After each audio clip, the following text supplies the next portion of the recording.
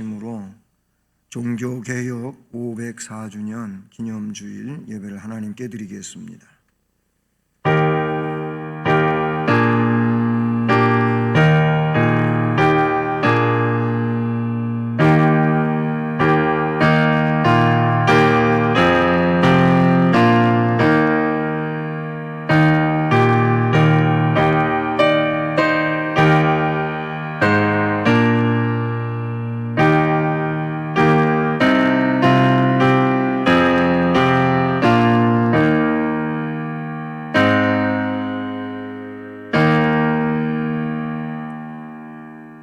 주는 나의 피난처시요 원수를 피하는 견고한 망대이심이니이다.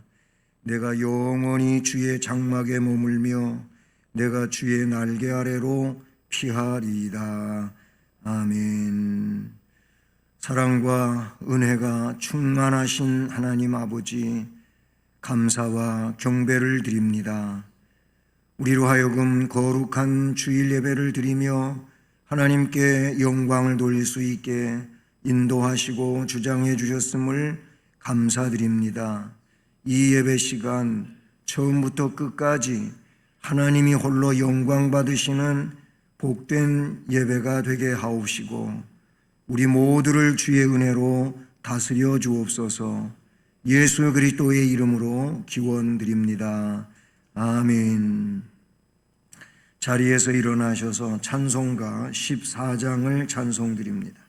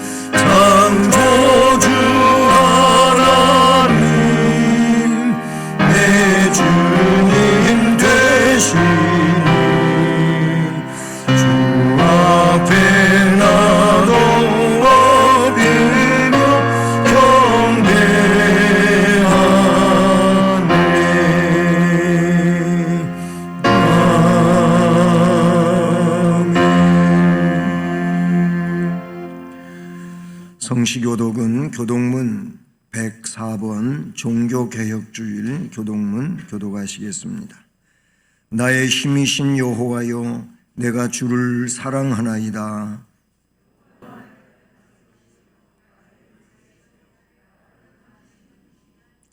나의 하나님이시여, 내가 그 안에 피할 나의 바위시요 나의 방패시요. 예수께서 이르시되 오히려 하나님의 말씀을 듣고 지키는 자가 복이 있느니라 하시니라. 내가 복음을 부끄러워하지 아니하노니 이 복음은 모든 믿는 자에게 구원을 주시는 하나님의 능력이 됨이라. 먼저는 유대인에게요 그리고 헬라인에게로다. 복음에는 하나님의 의가 나타나서 믿음으로 믿음에 이르게 하나니 기록된 바 오직 의인은 믿음으로 말미암아 살리라 함과 같으니라. 너희가 내 말에 거하면 참으로 내 제자가 되고 진리를 알지니 진리가 너희를 자유롭게 하리라. 우리 주 예수 그리스도로 말미암아 우리에게 승리를 주시는 하나님께 감사하노니 그러므로 내 사랑하는 형제들아 견실하며 흔들리지 말고 항상 주의 일에 더욱 힘쓰는 자들이 되라. 아멘. 전능하사 천지를 만드신 하나님 아버지를 내가 믿사오며 그 외아들 우리 주 예수 그리스도를 믿사오니 이는 성령으로 잉태하사 동정녀 마리아에게 나시고 본디오 빌라도에게 고난을 받으사 십자가에 못 박혀 죽으시고 장사한 지 사흘 만에 죽은 자 가운데서 다시 살아나시며 하늘에 오르사 전능하신 하나님 우편에 앉아 계시다가 저리로서 산자와 죽은 자를 심판하러 오시리라. 성령을 믿사오며 거룩한 공회와 성도가 서로 교통하는 것과 죄를 사하여 주시는 것과 몸이 다시 사는 것과 영원히 사는 것을 믿사옵나이다. 아멘. 10월의 말씀을 함께 암송하시겠습니다. 너희는 온 천하에 다니며 만민에게 복음을 전파하라.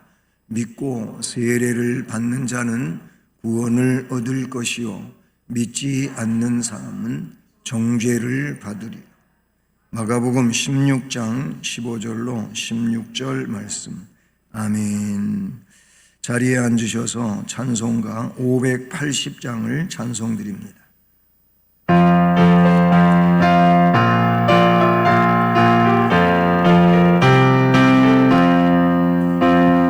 삼천리반도 금수강산 하나님 주신 동산 삼천리반도 금수강산 하나님 주신 동산 이 동산에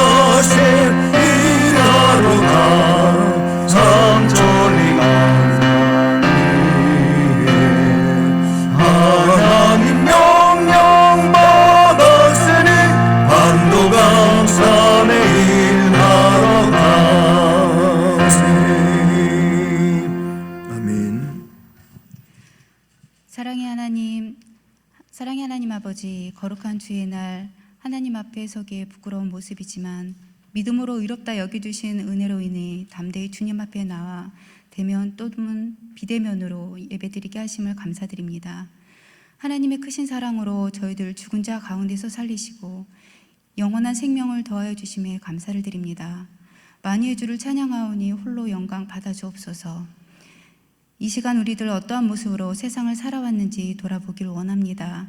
세상과 타협하며 내 뜻과 내 고집으로 살아오진 않았는지 고백하오니 그릇된 길에서 벗어나 주님의 자비와 긍휼하심을 구합니다. 말씀과 진리 안에서 깨닫는 은혜와 바르게 행하는 믿음을 주셔서 날마다 승리하여 하나님의 이름을 높이는 성도들 되게 하옵소서.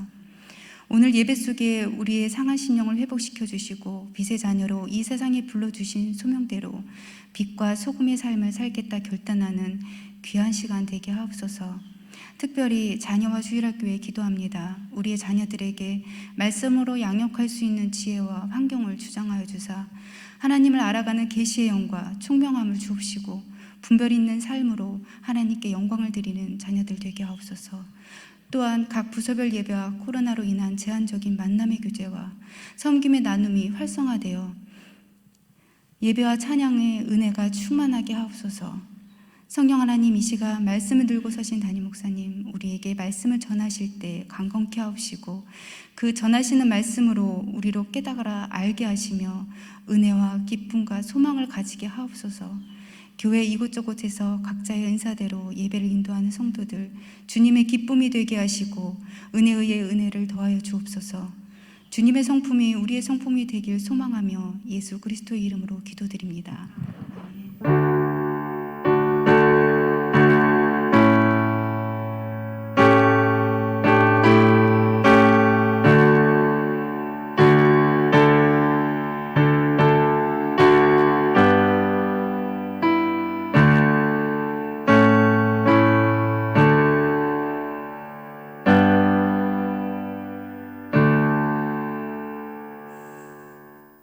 하나님 말씀은 구약성경 열왕기하 11장 17절로 20절 말씀입니다. 구약 582쪽입니다. 열왕기하 17장 17절로 20절 말씀을 함께 봉독하면서 봤습니다. 여호야다가 왕과 백성에게 여호와의 언약을 맺어 여호와의 백성이 되게 하고 왕과 백성 사이에도 언약을 세우게 하매 온 백성이 바알의 신당으로 가서 그 신당을 허물고 그 제단들과 우상들을 철저히 깨뜨리고 그 제단 앞에서 바알의 제사장 맏단을 죽이니라. 제사장이 관리들을 세워 여호와의 성전을 수직하게 하고 또 백부장들과 가리 사람과 호위병과 온 백성을 거느리고 왕을 인도하여 여호와의 성전에서 내려와 호위병의 문 길을 통하여 왕궁에 이르매 그가 왕의 왕좌에 앉으니 온 백성이 즐거워하고 온 성이 평온하더라. 아달랴를 무리가 왕궁에서 칼로 죽였더라. 아멘. 기도하시겠습니다. 사랑의 하나님, 하나님의 말씀은 생명이며 또 우리의 삶의 능력입니다.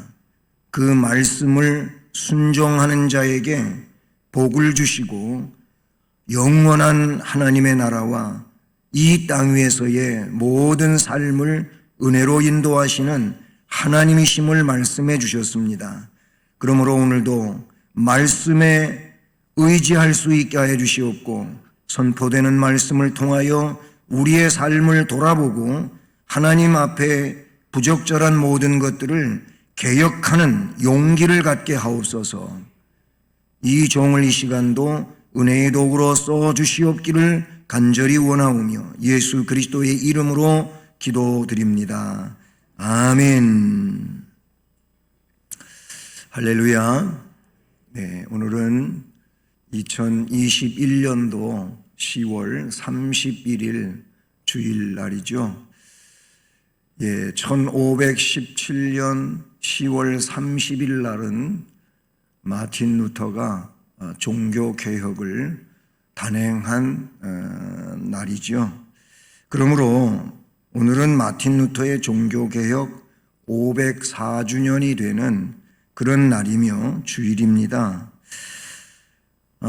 오늘 말씀이 이렇게 준비된 분량은 좀 깁니다. 하지만 예배는 보통 때와 다름없이 그런 시간을 가지고 예배를 드리려고 하고요. 그래서 말씀은 좀 더 요약을 하고 나중에 여러분 우리 인터넷 상황에 보면 우리 교회 홈페이지 인터넷 상황에 거기 설교 영상도 나오지만 설교 전문이 거기에 실려집니다. 그러니까 말씀을 보다 더 자세하게 보시기를 원하시는 분은 인터넷 우리 홈페이지 들어와서 이 설교 전체적 말씀을 살펴보시면 내용을 자세히 아실 수 있을 겁니다. 자, 이 루터의 종교개혁 캐치프레이즈, 즉 목표는 오직 믿음, 오직 은총, 오직 성경, 바로 이 3대 목표를 지니고 있습니다. 이 부분은 뒤에서도 확대해서 말씀을 드립니다. 근데 루터는 여기서 오직 믿음, 오직 은총, 오직 성경 3대 캐치프레이즈라 할지라도 그 근원은 하나님 중심이라는 내용으로 압축된다. 이렇게 볼 수가 있습니다. 루터는 독일 사람이죠. 독일이 낳은 신학자, 그리고 천주교의 신부였던 이 마틴 루터가 당시 천주교를 우리는 로만 카톨릭이라고 그렇게 약칭하는데요.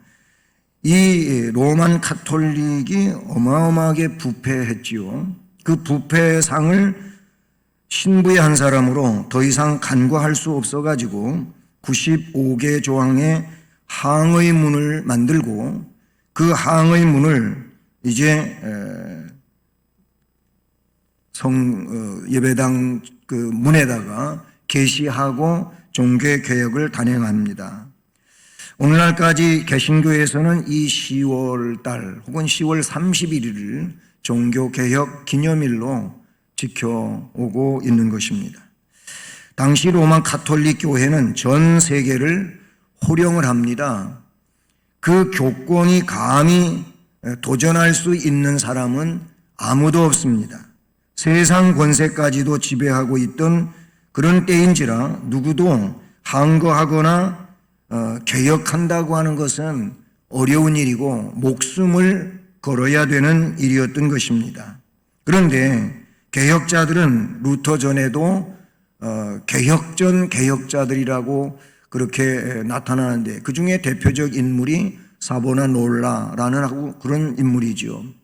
어쨌든 이런 개혁 전에도 개혁자들이 있었고 이들은 다 목숨을 잃었어요. 거기 로만 카톨릭에 도전하다 말입니다.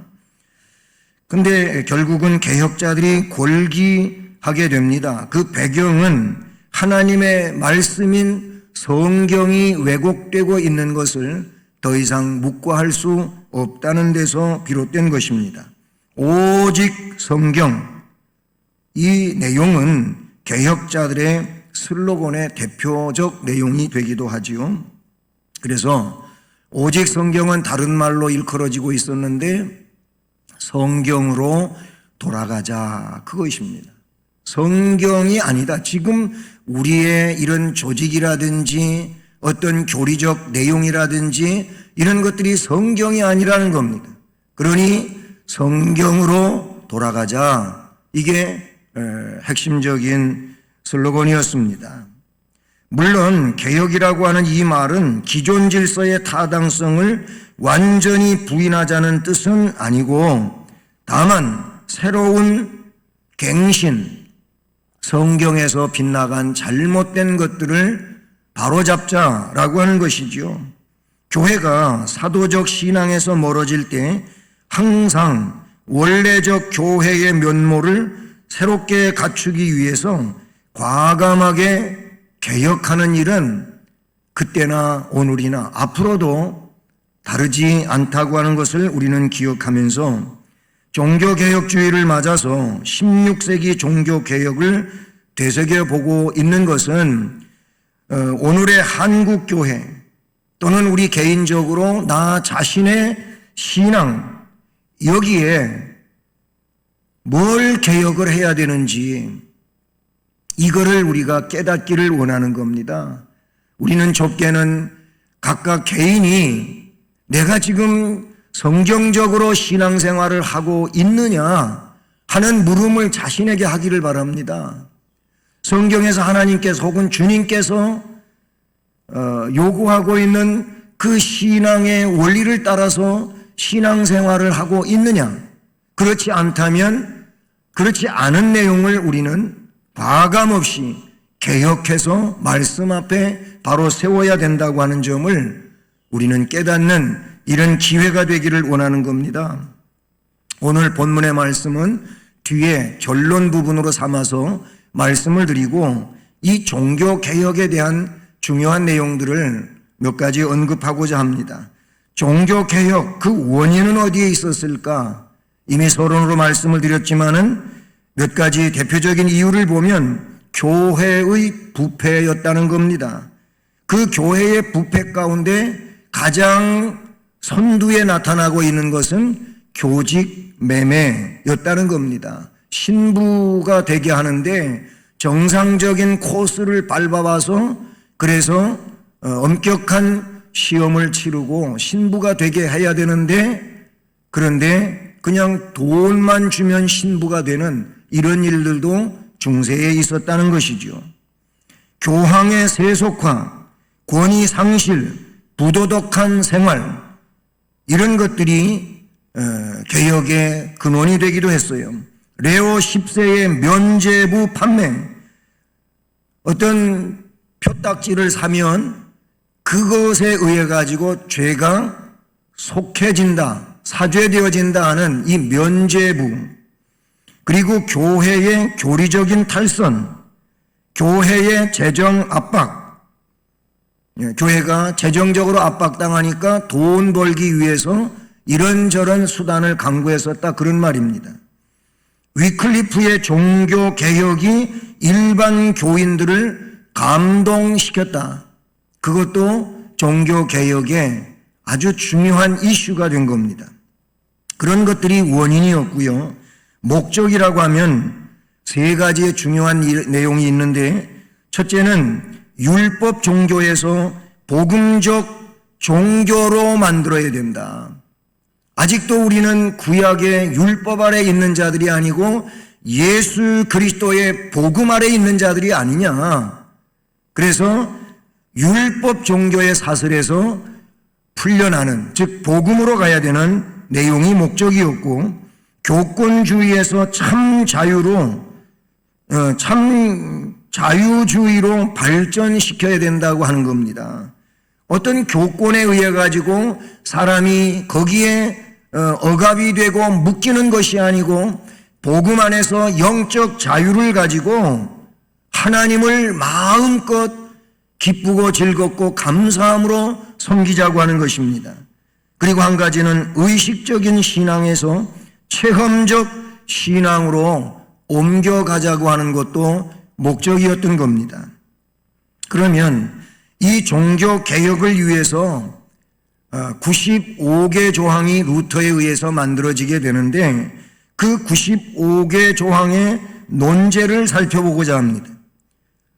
이 95개 조항을 모든 사람에게 알리는 일이 1517년 10월 31일이었고요. 그 장소는 비텐베르크 교회 정문에 게시함으로써 시작이 됩니다. 그 95개 조항 내용 요약을 하면 95개 조항을 크게 네 부분으로 나누어서 요약을 할 수 있어요. 1조부터 7조까지는 성경적으로 본 회개의 의미, 면죄부를 판단한 일반적인 원칙을 서론적으로 말한 부분입니다.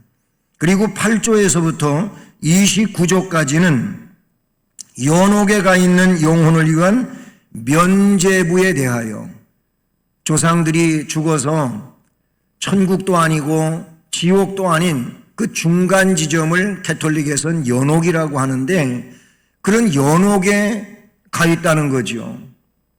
그런데 연옥에 가 있는 그들은, 그 조상들은 자기들의 어떤 의지에 의해 가지고 일로 갈 수 있고 절로 갈 수 있고 하는 이런 상황이 아니고 세상에 있는 후손이 연보를, 즉 헌금을 하는 정도에 따르고 그들의 생활에 따라 가지고 조상들이 천국으로 갈 것이냐 지옥으로 갈 것이냐 갈라진다고 하는 거예요. 그래서 후손들로 하여금 그 조상들을 위하여 헌금을 많이 하게 하고자 하는 그런 의도에서 생겨난 일이죠. 그 다음에 30조에서부터 80조까지 내용 굉장히 긴 부분인데 여기에서는 살아있는 자들을 위한 면죄부에 대하여 우리가 이 세상에 살고 있는데 내 죄를 용서받을 수 있는 방법에 대한 얘기입니다. 그게 이제 면죄부라고 하는 걸로 등장하는데 사죄권을 하나의 어떤 표로 얻어낼 수 있다. 근데 그 표는 공짜로 주는 게 아니고 그 표는 돈 주고 사야 되는 겁니다. 그게 면죄부인데 30조부터 80조까지가 이 땅에 살고 있는 아직 죽지 않은 자들이 죄를 면죄받기 위해서 회개를 해야 된다고 하는 것이 원칙인데 예수를 오직 구주로 믿어야 된다고 하는 것이 원칙인데 그런 얘기를 주장하는 게 아니고 속죄표를 사라 이런 얘기였다는 것이죠. 거기에 대한 반박입니다. 그리고 마지막 81조에서부터 95조까지는 면죄부 판매에 대한 옳지 못한 동기에 대하여 결론으로 적고 있는 내용이에요. 그러면 이 95개 조항 가운데 가장 핵심이 되는 부분은 몇 조일까? 라는 것을 추려보면 36조와 37조입니다.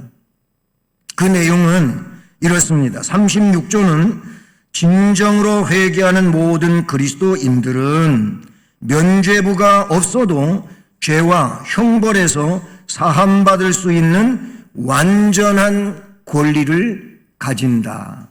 이런 내용이에요. 맞지요? 오늘 우리가 예수 그리스도를 구주로 믿는 진실한 그리스도인들에게 그렇게 시인되어지는 내용이에요. 진정성 있는 회개하는 사람은 그런 모든 그리스도인은 면죄부 필요 없어요. 여러분 언제 강단에서 설교될 때 헌금을 많이 해야 구원받습니다 이런 얘기 한 적 있습니까? 여러분이 봉사를 이렇게 해야 됩니다.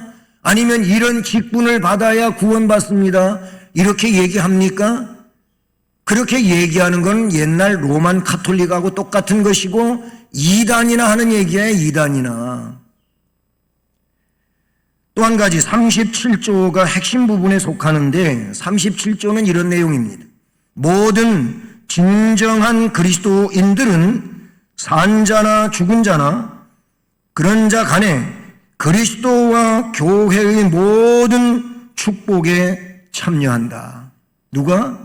진정한 그리스도인들은 죽었든지 살았든지 진정성 있게 예수 믿고 죽은 사람이나 진정으로 예수 믿고 이 세상에 살고 있는 사람은 즉 그리스도와 교회의 모든 축복에 참여하는 자다. 아멘. 이게 37조 내용입니다. 이것은 면죄부 없어도 하나님의 선물이기 때문에 그렇다는 겁니다. 구원은 하나님의 선물입니다. 사람이 돈 주고 사는 것도 아니고 노력에 의하여 얻어지는 것도 아닌 것입니다. 하나님이 구원을 선물로 주셨다고 말씀하시지 않았습니까? 그러면 앞에 서론에서도 나왔지만은 종교개혁의 3대 표가 있었다 말씀드렸잖아요. 그 3대 표, 즉 캐치프레이즈는 뭐냐? 그 첫 번째는 오직 믿음, 솔라 피데라는 것입니다. 이 오직 믿음이라고 하는 것은 루터가 로마서 1장 17절 말씀을 통해서 지금까지 고뇌하던 의를 어떻게 얻느냐에 대한 그 아주 갈구하는 안타까운 심령으로 고뇌하고 살았었는데, 이 말씀에 근거하여 그는 무릎을 치게 되고 한없는 자유가 그 심령 위에 몰려 들어온 내용을 그가 체험하게 됩니다. 이 로마서 1장 17절은 하박국 2장 4절에서 하박국 선지자를 통하여 예언했던 말씀인데, 그게 무엇입니까? 오직 의인은 믿음으로 말미암아 살리라. 아멘. 이 오직 의인은 믿음으로 말미암아 살리라, 로마서 1장 17절을 바울 사도가 로마서를 쓰지 않았습니까? 하나님의 감동에 의해서 로마서를 기록하게 되는데, 그러면 사도 바울의 이 로마서 1장 17절 말씀에 세 가지 사상이 내포되어 있어요. 그 세 가지 사상이 뭐냐면, 첫 번째는 하나님의 의라는 겁니다. 하나님의 의. 여러분, 우리는 우리의 행위에 대하여 의를 얻는 것이 아니고 하나님으로부터 의가 입혀진다 그 말이거든요. 그런데 하나님께서는 죄인을 의인으로 취급하신다 그 말이에요. 이 하나님의 의라고 하는 건 그거예요. 우리 모두는 다 성경이 지적하고 있는 것처럼 다 죄인입니다. 세상에는 의인이 없어요. 한 사람도 없다 그랬어요. 다 죄인이라 그런 말이잖아요. 그런 죄인들의 하나님의 예정과 선택 속에 있는 자들에게 하나님은 너는 죄인이 아니고 의인이다, 이거를 칭의라고 하지 않습니까? 이렇게 죄인을 의인으로 취급하시고 인정하신다고 하는 의미에서 하나님의 의라는 겁니다. 죄인을 멸망받을 죄수가 아닌 사랑받는 자녀로서 그렇게 여겨주신다, 이런 겁니다. 여러분, 루터가 로마서 1장 17절을 통해서 이거를 그 마음이 느꼈을 때, 깨달았을 때 여기에서 밀려오는 희열이 그 어느 것에 피할 수가 없었던 거예요. 마치 밀물 때 바다 물결이 그냥 밀려 들어오면 바다가 차오르고 충만해지는 것처럼 그 마음속에 하나님으로부터 오는 그 자유와 그 기쁨과 그 감동이 그와 같았다, 이렇게 표현할 수도 있어요.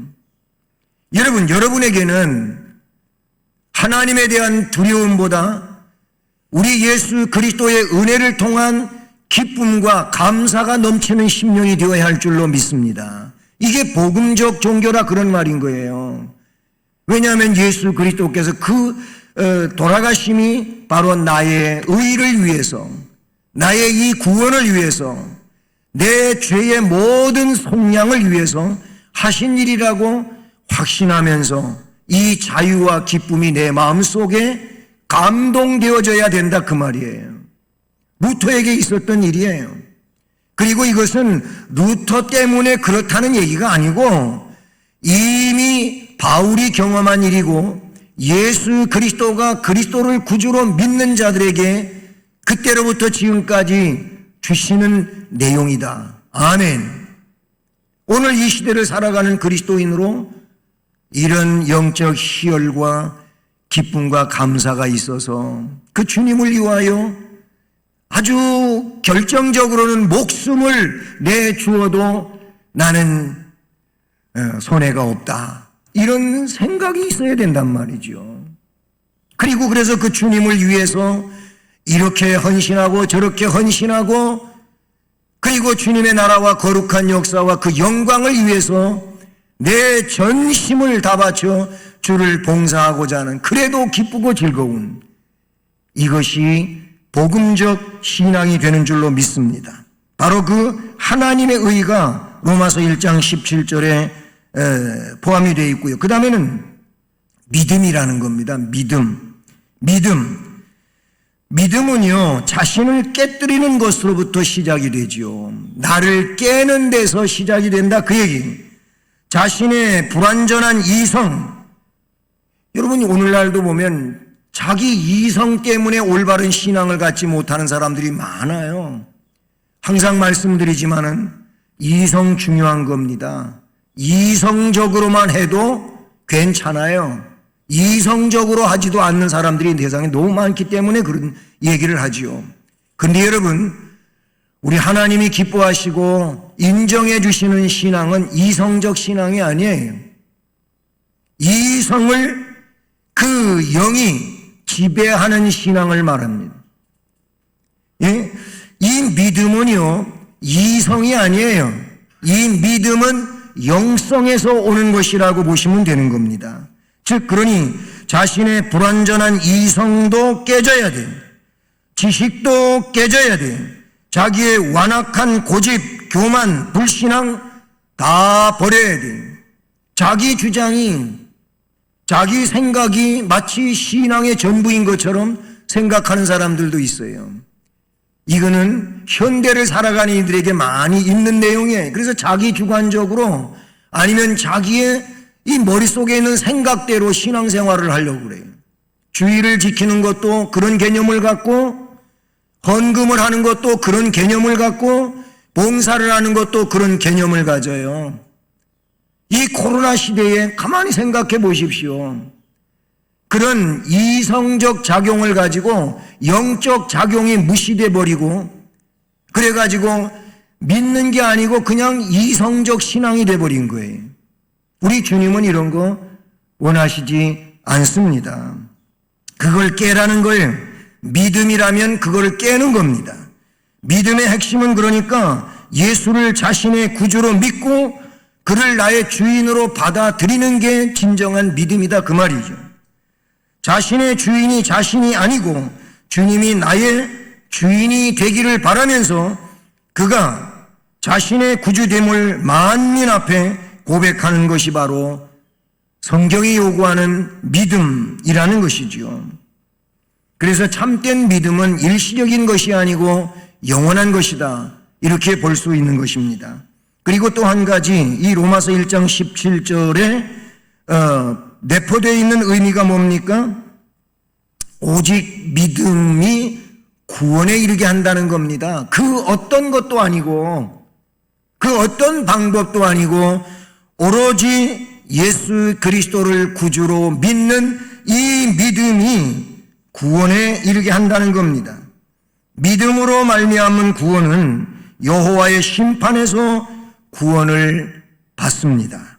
주께서 이 땅 위에 오신 것도 잃어버린 자기 백성을 다시 되찾기 위해서 내 안에 거하라, 나를 구세주로 시인해라, 이렇게 가르쳐 주신 줄로 믿습니다. 그러니 종교개혁 3대 목표 가운데 첫째, 오직 믿음, 솔라 피데라고 하는 이 내용이 첫 번째 목표라는 겁니다. 두 번째 목표는 오직 은총 혹은 은혜인데, 이것은 솔라 그라치아라는 겁니다. 로마서 3장 23절로 23절을 이렇게 말하고 있습니다. 모든 사람이 죄를 범하였음에 하나님의 영광에 이르지 못하더니 그리스도 예수 안에 있는 속량, 그 속량으로 말미암아 하나님의 은혜로 값없이 의롭다 하심을 얻은 자가 되게 되었느니라 그랬어요. 예? 하나님의 영광에 이를 수 있는 자는 아무도 없는데 그리스도 예수 안에 있는 속량 때문에, 그 속량으로 말미암아 하나님의 은혜로 값없이 의롭다 하심을 얻을 수 있게 됐다. 아멘. 에베소 2장 8절도 너희는 그 은혜에 의하여, 그 은혜, 예수 그리스도의 속죄의 은혜지요. 그 은혜에 의하여 믿음으로 말미암아 구원을 받았으니, 하나님의 은혜로 주어진 믿음 때문에 구원을 받았다. 그러니 이것은 너희에게서 난 것이 아니요 하나님의 선물이다. 아멘. 그렇게 말씀하고 있어요. 여러분, 사람은요, 다른 사람하고 이렇게 견주어 볼 때, 비교를 해 볼 때, 저 사람보다는 내가 선한 것 같다. 그리고 나와는 비교 안 하고 다른 사람과 다른 사람을 비교하면서 저 사람보다는 이 사람이 선하다. 이렇게 말할 수는 있는데, 하지만 절대 거룩하신 하나님 앞에 선다면 우리가 선하다 하는 사람도 내 선도 인간의 선이라고 하는 것은 그냥 공허한 메아리에 지나지 않는다라는 거예요. 하나님은 그런 선들을 선으로 인정하시지를 않는다는 겁니다. 로마서는 결코 선하다고 주장할 수 없는 사람들에게 하나님께서 베푸신 놀라운 은총을 선포해 주고 있다는 사실이죠. 그렇습니다. 하나님 앞에서 자신의 죄인됨을 깨닫고 은총을 갈구하는 이들에게 하나님께서 선물로 주신 내용들인 것이죠. 이것이 오직 은총이야. 이 오직 은혜로만 구원에 이르고 하나님 백성 되고, 이것이 종교개혁 목표의 두 번째 내용이다. 그리고 세 번째로는 오직 성경입니다. 오직 성경. 이것은 앞에서도 얘기했지만은 이 세 가지 것 가운데도 제일로 중요한 내용인 것이지요. 오직 성경은 솔라 스크립추라라는 것인데, 성경의 절대성을 강조하는 면이 여기에 담겨져 있어요. 성경은 절대적인 거다라는 거예요. 두말할 것 없이 성경은 하나님의 말씀이죠. 그러면 하나님의 말씀인 것을 어떻게 증명하냐?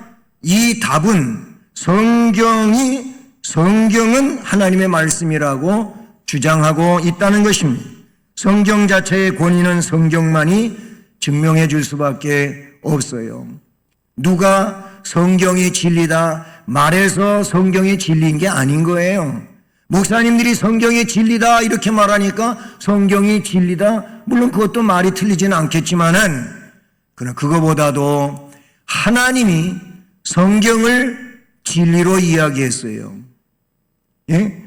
그 내용이 성경이 성경을 진리라고 말한다라는 거예요. 그런데 당시 로마 교회는 성경의 권위보다 교회의 권위를 높였어요.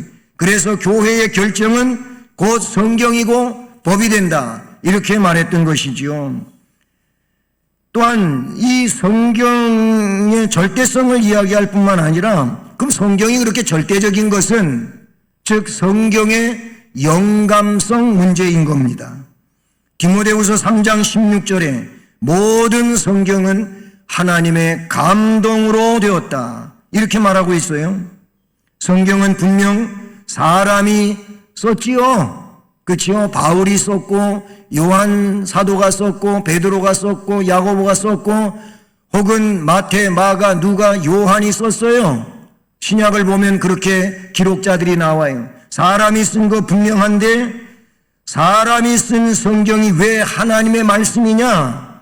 그건 성경을 기록한 사람이 자기 마음대로 제멋대로 쓴 것이 아니고 하나님의 지시를 받아서 썼다고 해서 그것을 성경 영감된 성경이라고 하죠. 또 성경 전부가 다 영감이 됐다고 해서 완전 영감이라고 합니다. 완전한 영적 감동으로 써진 성경, 그런 의미예요. 그런가 하면 기록자의 지식과 사상과 환경, 신앙 등 모든 걸 총동원해서 오류에 빠지지 않게 기록하게 하셨다고 해서 유기적 영감이라고 말하게 되는 것이죠. 성경 영감, 완전 영감, 유기적 영감, 이런 내용이 우리가 믿는 내용입니다. 또 한 가지, 오직 성경이라고 하는 이 안에는 성경의 무오성을 강조합니다. 오류가 없다, 그 말인 거예요.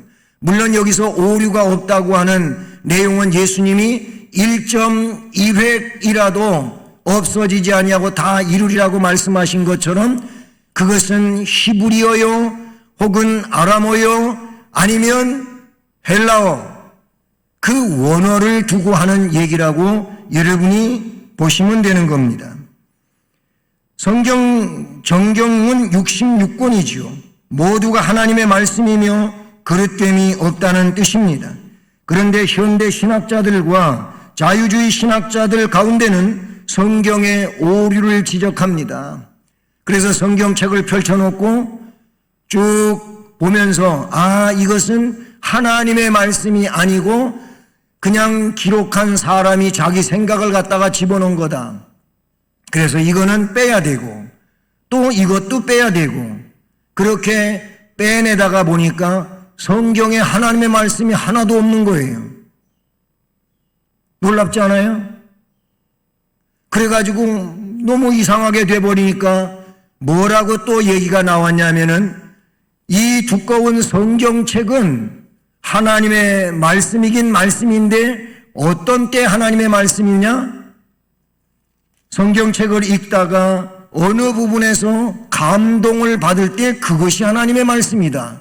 이런 얘기를 주장하게 되는 이 현대 신학자들 자유주의에서 나온 발상이다. 그러나 우리 개혁주의는 그렇지는 않아요.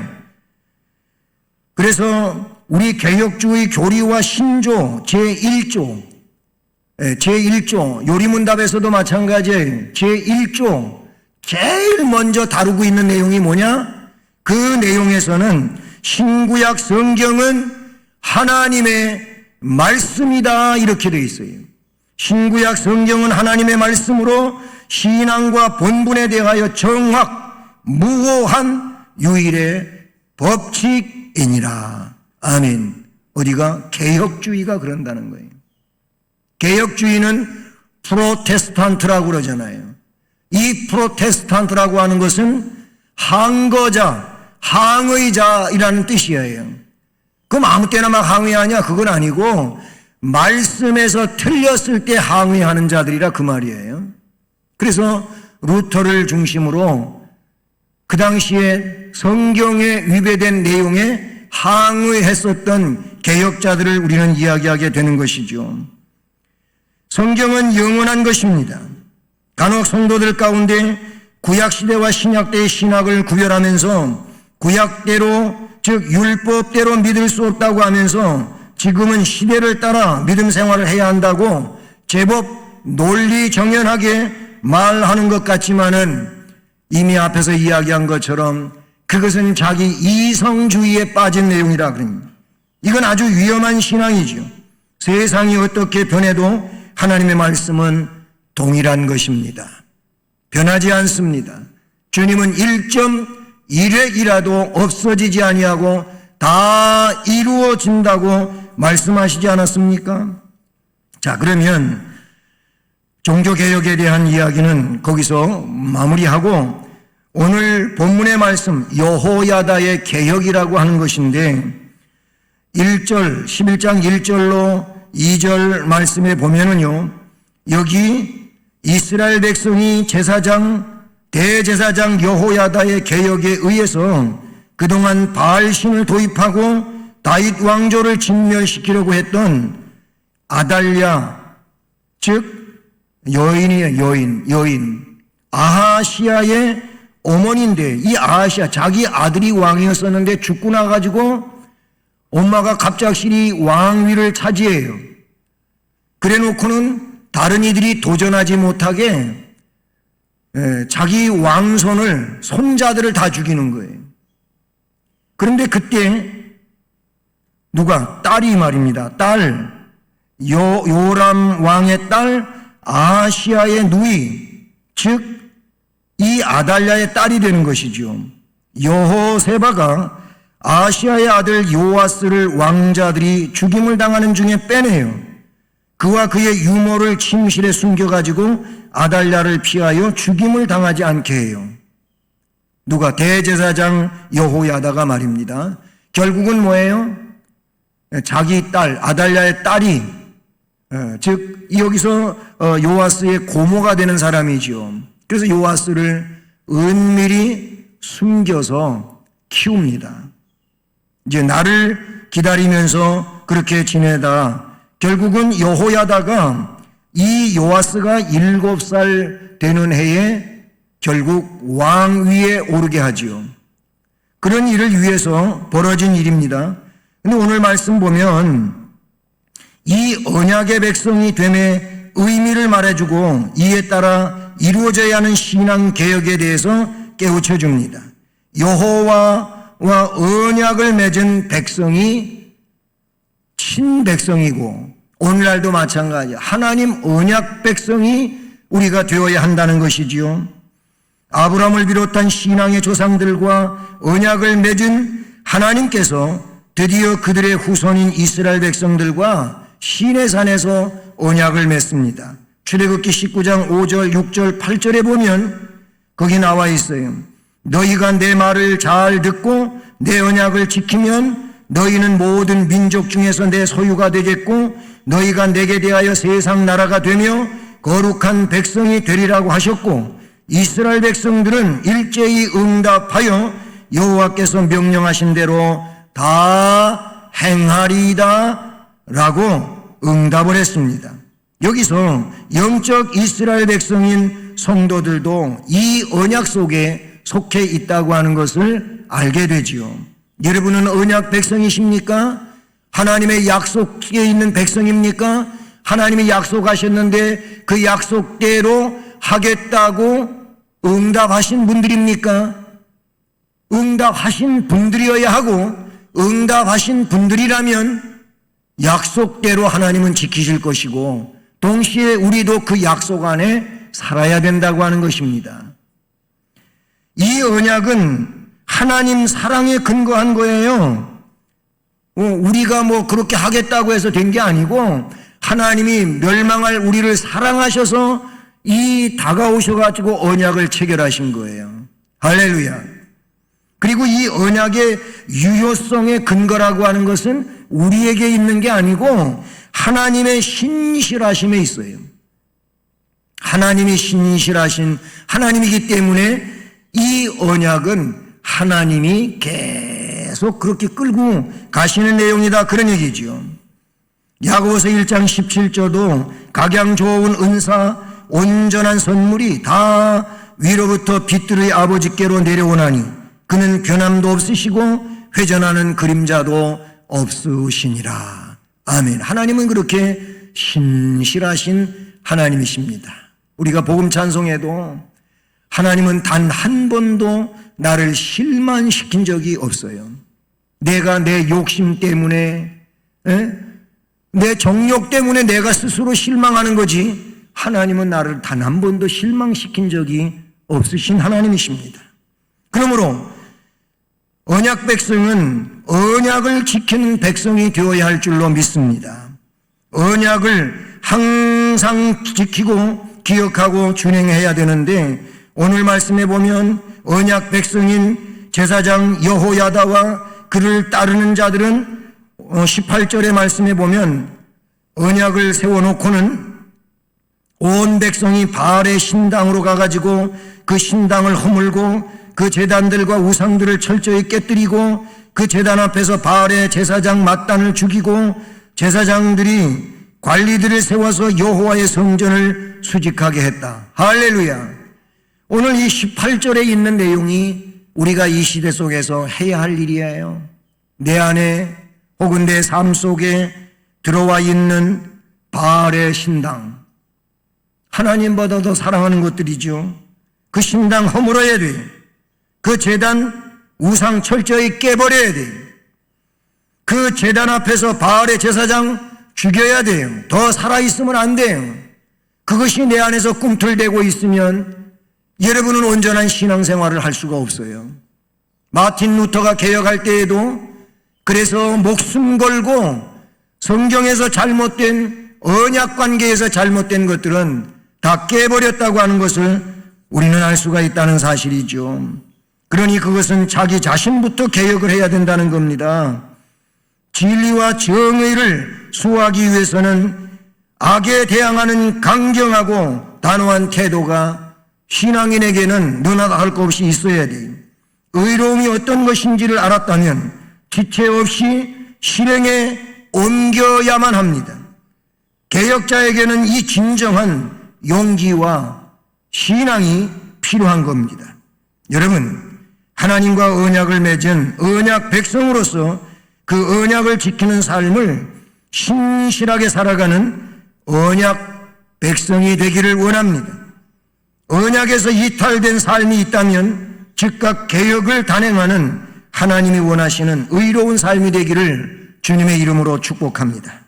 하나님 아버지, 종교개혁 504주년을 기리면서 오늘 이 시대를 사는 우리들이 이 시대 가운데서 내가 하나님 앞에 바른 신앙이 되기 위하여 뭘 어떻게 개혁해야 하는지를 알게 하시고 다짐하게 하시고 실제로 개혁해 나갈 수 있는 프로테스탄트가 되게 하옵소서. 예수 그리스도의 이름으로 기도드립니다. 아멘. 자, 루터가 작시하고 작곡한 찬송 585장을 찬송드립니다.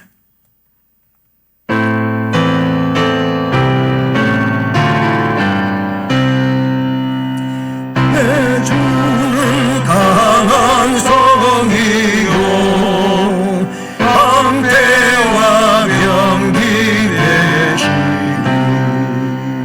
그 환난에서 우리를 구하여 내시리로다. 영원 수하기는 이대로 힘을 써 노력과 원세로 무게를 쌓으니 천하의 무가 다하리라. 내 힘만 의지할 때는 패할 수밖에 없도다. 힘 있는 자수 나와서 날 대신하여 싸우네.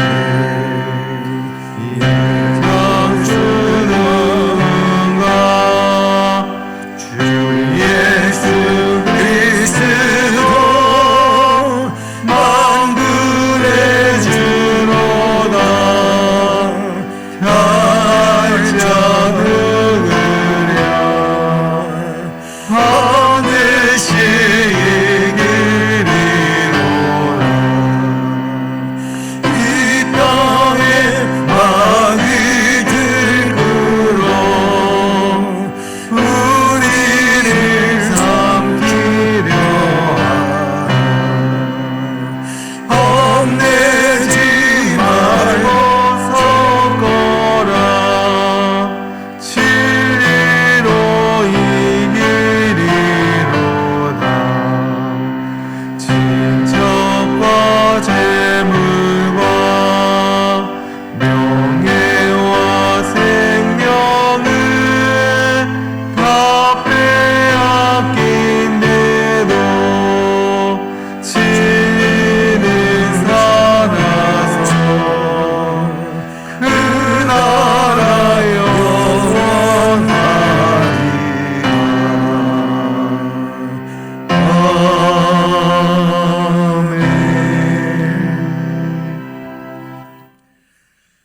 오늘도 우리에게 말씀을 통하여 복을 주신 하나님 감사를 드립니다.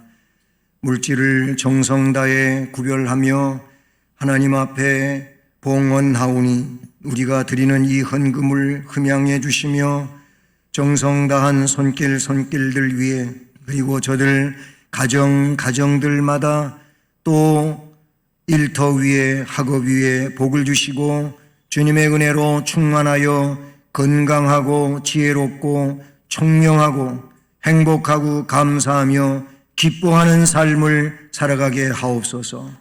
재능을 주 앞에 드리며 주님을 섬기는 종들에게도 주의 은혜로 동일하게 역사해 주시고 주신 재능을 더 뛰어나게 해 주심으로 그 재능으로 기쁨과 감사함 중에 교회와 나라와 민족 가운데서 위대하게 쓰임받는 아름다운 인생들 되게 하옵소서. 축복하고 감사드리며 예수 그리스도의 이름으로 기도드립니다. 아멘. 네, 교회의 소식은 오늘은 말씀드린 것처럼 종교개혁 504주년 기념주일로 이 시대 속에서 나 자신은 뭘 개혁하며 살아야 하는가 깨닫고 복된 이런 앞날이 되기를 바라고요. 우리 청년부는 지난 주일부터 대면 예배로 이제 그동안 비대면으로 하다가 지난 주일부터 대면 예배로 전환이 됐습니다. 그리고 내일 모레 화요일 날 우리 김우성 형제가 군에 입영합니다. 위해서 또 기도해 주시기를 바라고요. 그리고 11월은 내일부터 11월인데 11월부터 위드 코로나의 대표적인 내용은 일상으로 돌아가자 그런 뜻이거든요. 근데 이 위드 코로나도 정부에서 1단계, 2단계, 3단계로 정했어요. 뭐 1단계는 한 달에서 아니면 6주 이런 식으로 정해졌습니다. 자, 일상으로 돌아가기는 하는데 여러분은 활동하시면서 마스크는 꼭 쓰셔야 됩니다. 근데 위드 코로나 하다 보니까 뭐 모든 데 드나드는 곳에 백신을 맞았느냐 안 맞았으면은 코로나 검사 음성 증명서가 있습니까? 이런 식이 돼서 그래야만 뭐 패스 시키고 이렇거든요. 근데 교회도 우리 프로그램에 이게 이제 등록이 돼야 됩니다. 그래서 여러분들에게 이런 용지를 나눠드렸거든요. 그렇게 됐으니까 이름 써시고 어떤 예방 백신을 맞으셨는지 맞으신 거에 대해서 동그라미 치시면 되고요. 그 다음에 거기 접종 차수는 1차까지만 맞으신 분은 1차 맞았다 그러고 2차까지 맞으신 분은 그냥 2차 맞았다고만 하시면 돼요. 근데 그 맞은 날이 언제인지 그거는 여러분 증명서에 있으니까 그걸 근거해서 써주시고 이거를 교회에다 제출하셔서 거기에 입력이 될 수 있게끔 해주시고 이걸 안 쓰셔도 하실 수 있는 방법은 여러분이 문자로다가 뭐 담임 목사이든 여전도사님이든 아니면 다른 교역자들이든 사무실로든 문자로 보내주시면은 이와 똑같은 상황이 되니까 상관이 없습니다. 꼭 그렇게 해 주시길 바라고요. 이제 11월 되니까 고3 수험생들은 점점점 날이 다가옴을 현실로 느끼게 되지요. 우리 고3 수험생들 그리고 여러분 자녀들 위해서 기도하시기를 바라고요. 그 다음에 11월 달 암송 말씀은 골로새서 3장 17절 말씀입니다. 이 말씀을 또 암송하셔서 돌아오는 주일부터 하시길 바라고요. 지난 주간 염경순 권사님 모친 장례식이 있었습니다. 이제 다 자리에서 일어나셔서 예수를 믿고 2절을 찬송하십니다.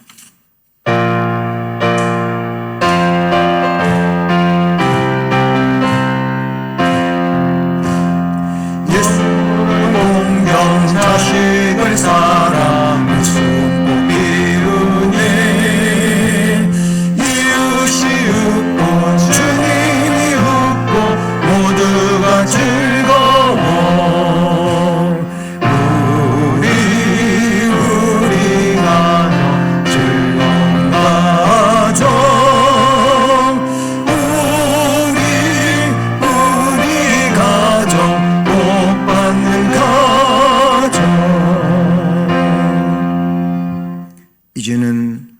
구주 예수 그리스도의 은혜와 하나님 아버지 극진하신 사랑과 성령의 교통, 위로, 인도, 보호, 깨닫게 하시며 충만하게 하시는 역사가 오늘도 종교 개혁에 대한 말씀을 들으면서 자신의 삶에 대하여 하나님이 원치 아니하는 것들을 개혁하는 다짐을 위하여 나아가는 성도들 머리머리 위에 또 삶과 앞날에 우리 교회와 이 나라 이 민족 위에 이제로 영원까지 함께 계실지어다. 아멘.